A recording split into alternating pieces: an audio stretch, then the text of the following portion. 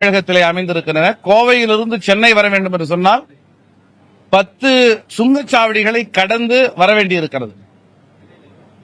ஒரு வாகனத்தை பதிவு செய்கிற போதே அதற்கான வரி, லைஃப் டைம் டாக்ஸ் என்கிற அடிப்படையில் அதற்கான வரி, லாரி, பேருந்து போன்ற வணிக ரீதியாக பயன்படுத்தக்கூடிய வாகனங்கள் 3 மாதத்திற்கு ஒருமுறை கட்டப்படுகிற வரி என பல முனைகளில் வாகனங்கள் வரியை செலுத்திக் கொண்டிருக்கிற போது மாநில அரசை எந்த வகையிலும் கலந்தாலோசிக்காமல் ஒவ்வொரு ஆண்டும் ஏப்ரலிலும் செப்டம்பரிலும் ஒரு எந்திரத்தனமாக இந்த சுங்க வசூல் கட்டணத்தை உயர்த்துவது என்பது மிக மோசமான ஒடுக்குமுறையாகும்.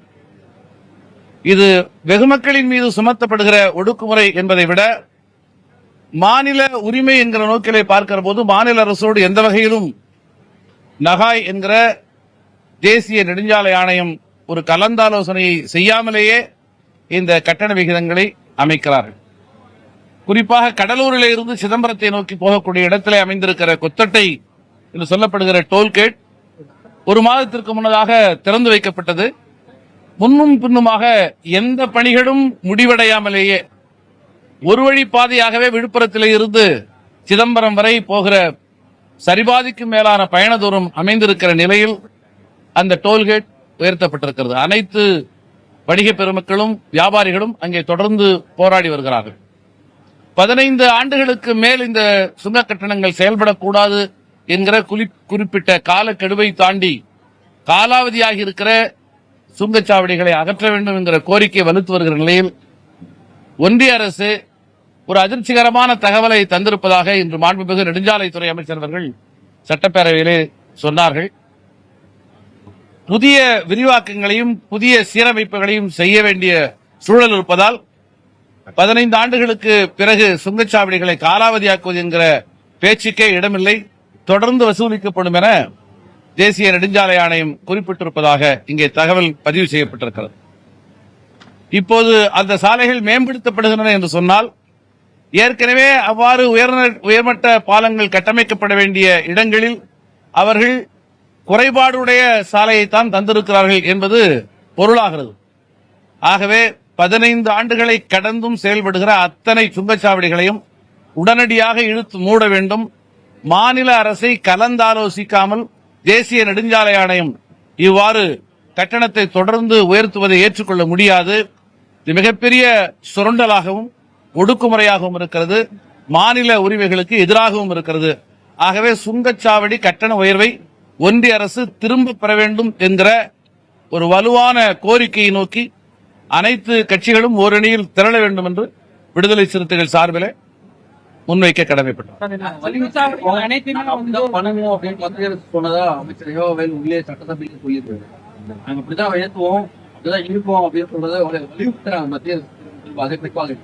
இது எக்ஸம்ப்டட் ஃபாஸ்ட் ட்ராக் என்று சொல்லக்கூடிய அந்த கட்டணம் வசூலிக்கப்படாத ஃபாஸ்ட் ட்ராக் ஸ்டிக்கர்கள், டேகுகள் சட்டமன்ற உறுப்பினர்கள் உள்ளிட்ட உயரதிகாரிகளுக்கு தரப்படுகிறது.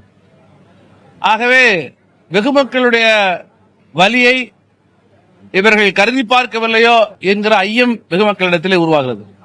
சட்டமன்ற உறுப்பினர் பொறுப்பு என்பது நிரந்தரமானதல்ல. நாங்கள் மாத்திரம் வாகனத்தை பயன்படுத்துவதல்ல, எங்கள் குடும்பத்திலேயும் உறவினர்களும் நண்பர்களும் பலரும் பயன்படுத்துகிறார்கள். ஆகவே மக்களுக்கான கோரிக்கையை முன்வைப்பது நமது கடமையாக இருக்கிறது. அந்த அடிப்படையில் கவன ஈர்ப்பு தீர்மானத்தை கொண்டு வந்திருக்கிறோம்.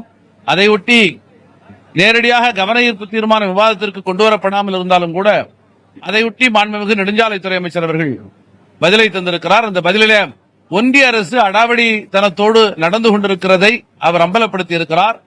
ஒன்றிய அரசின் இந்த அடாவடிக்கு எதிராக தமிழக அரசு கடும் முயற்சியை மேற்கொள்ள வேண்டும்.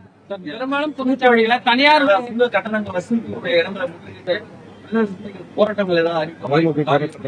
சற்றேறக்குறைய 70 விழுக்காடு சுங்கச்சாவடிகளில் சுங்கச்சாவடி விதிகளில் குறிப்பிடப்பட்டிருக்கிற எந்த அடிப்படை வசதிகளும் செய்து தரப்படவில்லை. ஆகவே அவ்வாறு அடிப்படை வசதிகள் செய்து தரப்படாத சுங்கச்சாவடிகளை அடையாளம் கண்டு தமிழக அரசு அந்த சுங்கச்சாவடிகளை நீக்குவதற்கு முன்வர வேண்டும்.